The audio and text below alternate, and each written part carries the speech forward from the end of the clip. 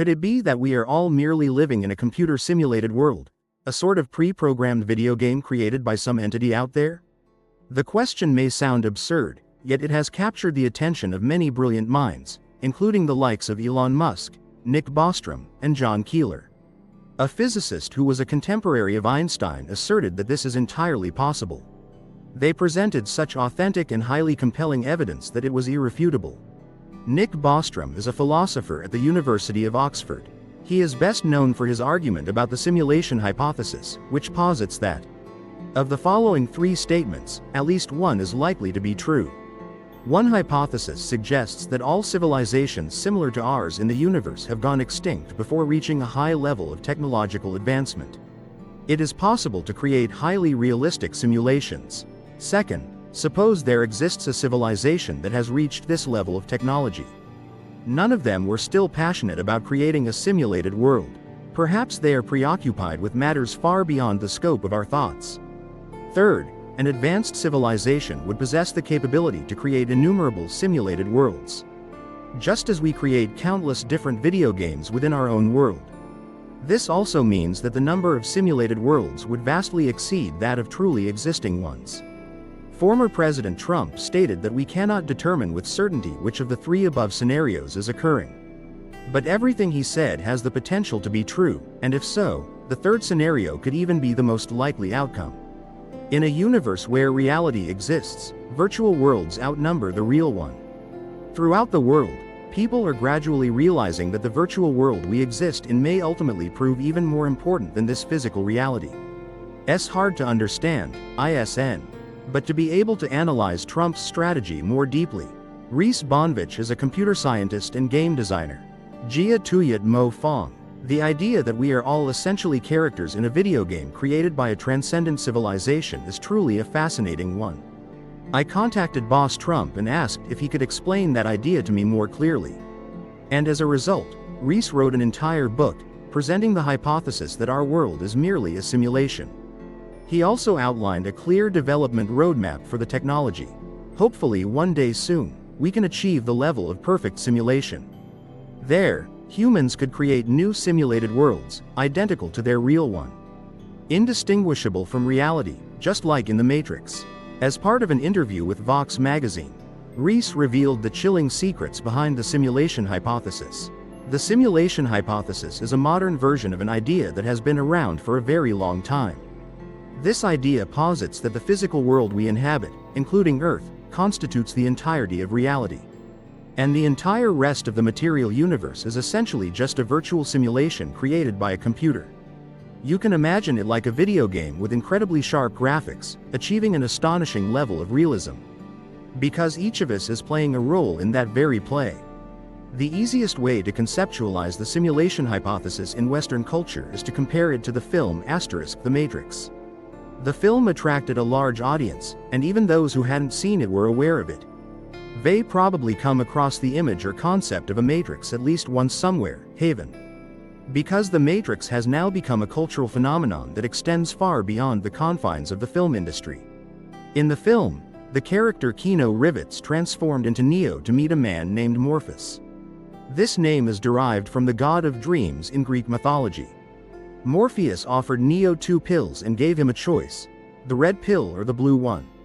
If Neo takes the red pill, he will wake up in the real world and realize his entire life has been nothing but an illusion.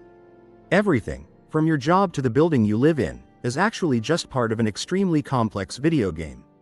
Take the red pill, and Neo will awaken in the real world outside the game. This is the foundational premise of the simulation hypothesis.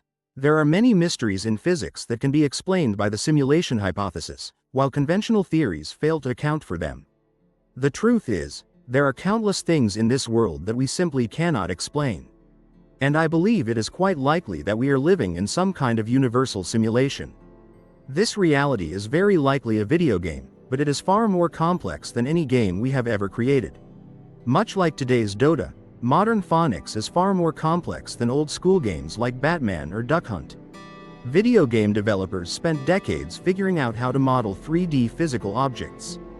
Then they had to use those antiquated computers from that era to render, or in other words, to export the images. Today, we have online video games thanks to this very result. Therefore, it is highly likely that we are living in a simulated world, though this cannot be stated with 100% certainty. However, there is a great deal of compelling evidence supporting this hypothesis.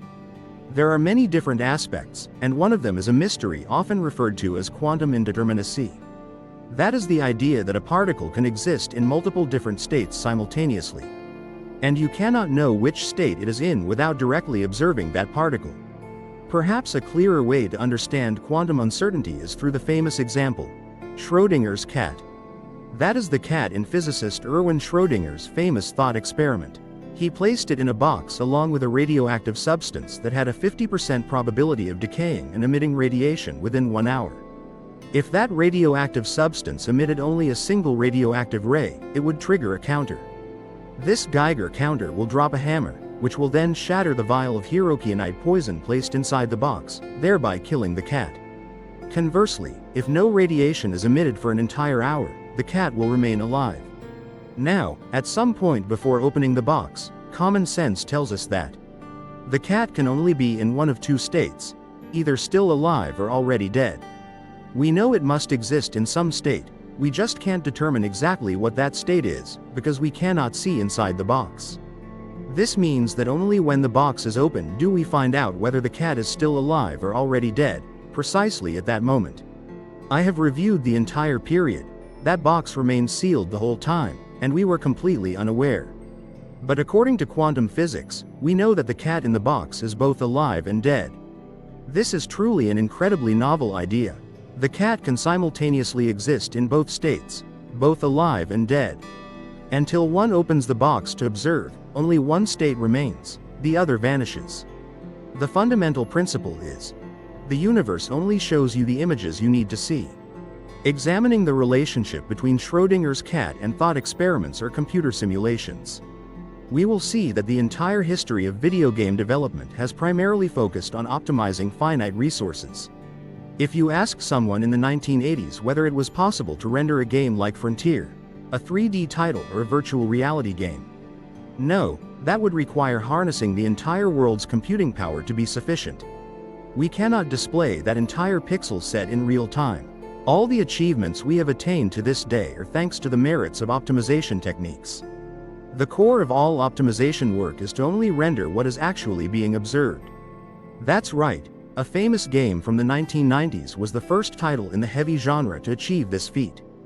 This is a first-person shooter game with the unique feature of displaying only light rays. And the object becomes clearly visible from the virtual camera's perspective. This is an optimization technique, and it is also one of the reasons we associate our real world with being like a virtual game. Now, let us return to Schrödinger's cat. We cannot know for certain whether it is alive or dead, because the universe will not show us images that lie beyond our observable reach.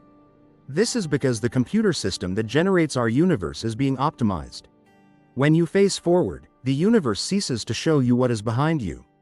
Oh, then I'll try holding up a mirror and see what happens. However, the universe understands that you will look into the mirror, and it will show you precisely what is behind you, captured within the mirror's frame of reflection. You might think, then I'll just cover up one wide-angle surveillance camera that can observe the entire room. The universe will once again construct a room, but it is merely the images that once existed in that space. This feature allows you to rewatch a video of the room at the exact moment you were viewing it. The entire room, the videos recording that room, and even the parts you fast-forwarded through without watching carefully. It's like the entirety of what you done, only to optimize the machine that created our world. But the physical laws in our material world appear to be immutable. Could that material be evidence that our world is not a simulation? John Wheeler was a distinguished physicist. He was one of the last physicists to have collaborated with Albert Einstein and other eminent scientists of the 20th century. Wheeler once posited that physics originally emerged with the purpose of studying material objects. That everything can be broken down into particles. This is the model formerly known as the Newtonian model. But then, quantum physics emerged and helped us realize that fundamentally, everything is essentially quantum fields. It is not about actual physical objects, but rather the second wave of success in Wheeler's career. The third breakthrough wave in his career was the discovery that, at the most fundamental level, everything is information and is built upon knowledge. It's from Beat. This is the perspective that anything we see and call a physical object is, in fact, merely a result constructed from impulses of information. It is a pity that Euler could not live to see quantum computing become a reality, but the legacy he left behind is far more valuable than that. At this point, if we posit that the world we perceive is not truly a physical world, but rather one constructed from information, a simple explanation could be that we are living in a simulated world, created on the foundation of information science and computer science. So in principle, is there any way to conclusively prove that we are living in a simulated world? An argument put forward by philosopher Nick Bostrom is well worth revisiting. He believes that once a civilization reaches a certain level of development, to create a simulation so realistic that it is indistinguishable from the world we live in, they are fully capable of creating billions of realistically simulated civilizations. Each such civilization contained trillions of beings, yet crafting a perfect world was never an easy task. Because all you need is a computing power superior to the circuit. Consider planting a real tree in the physical world and patiently waiting 10 years for it to grow into a towering ancient tree. Just copy and paste, and a computer can generate billions of simulated trees. Therefore, Bostrom put forward a statistical argument, positing that in reality, the number of simulated beings would actually be greater than that of biological beings. Simply because creating them is too fast and too easy. Therefore, if we are conscious living beings, the likelihood that we are merely a simulated entity is higher than that of being a biological one. That must be an intellectual argument, if we are living inside a computer program. This program will integrate the laws of physics, and even those very laws can be broken or stopped by the very individuals or beings who created this simulated world. Computers operate based on predetermined rules, but the fact that these rules are always consistent does not rule out the possibility that you might be living in a simulated world. A concept that is closely related to this issue is diminishing verifiability. This idea suggests that to discover something, you cannot simply compute it through a mathematical method. You need to go through each step yourself to truly understand the final outcome. And this is also a part of this field of science, known as chaos theory. An interesting notion suggests that a butterfly flapping its wings in the Amazon rainforest could cause a storm somewhere in the world. To understand that, you must personally experience and retrace each step, from the moment the butterfly flaps its wings until the great storm takes form. Therefore, the fact that the laws of nature seem to always hold true does not mean we are not living in a simulated world. In fact, it might be another piece of evidence supporting the hypothesis that we are living in a simulated world.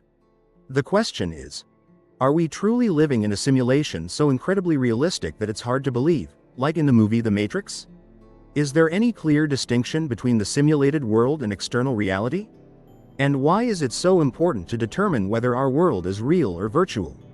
Surrounding this topic, there are many differing opinions. Some of us probably wouldn't want to delve too deeply and would rather just take the blue pill from the Matrix and be done with it. Perhaps the most fundamental and important question here is this: are we NPCs or not? This means the character is not a player character, PC, but rather a character within the game world. Ray simulation. Many of us surely want to know this. We want to grasp the parameters of the game we are playing, to understand it more deeply and navigate it more effectively. But if we are not the players or simulated characters, then the answer would likely be far more complex and frightening. So the question arises: if none of us are characters in a simulation, then what is the purpose of that simulation? Just imagine that we are living in a simulated world. The very purpose of that simulation, as well as the goals of the characters within it, would still capture the interest of many. Now, let's return to the case of the holodeck in Star Trek. This is a special room capable of generating a virtual world and realistically simulated characters. Try to imagine. A virtual character in the holodeck suddenly realizes there exists a real world outside the ship. A world he can never reach. And then, when you collide with that very space, what will you think of another world out there, one you cannot reach? Ritz Wanwitz proposed 10 stages of technological development that a civilization must undergo to reach what is known as the simulation point. That is the point where we can create a simulated world so realistic it becomes indistinguishable from this real one. He believes that we are currently in the 5th stage, a stage focused on building and developing virtual reality and augmented reality technology. Stage 6 is when we learn how to display images without the need to wear virtual reality glasses. It functions like a 3D scanner, capable of capturing the complete spatial data of an object and showing us that most physical entities can be broken down into information. But the truly difficult part, and this is something very few tech leaders talk about. Within the matrix, the wires are directly connected to the human cerebral cortex, the region responsible for receiving and transmitting information. Brain-computer interface is a field where we have yet to achieve many significant breakthroughs. Currently, brain-computer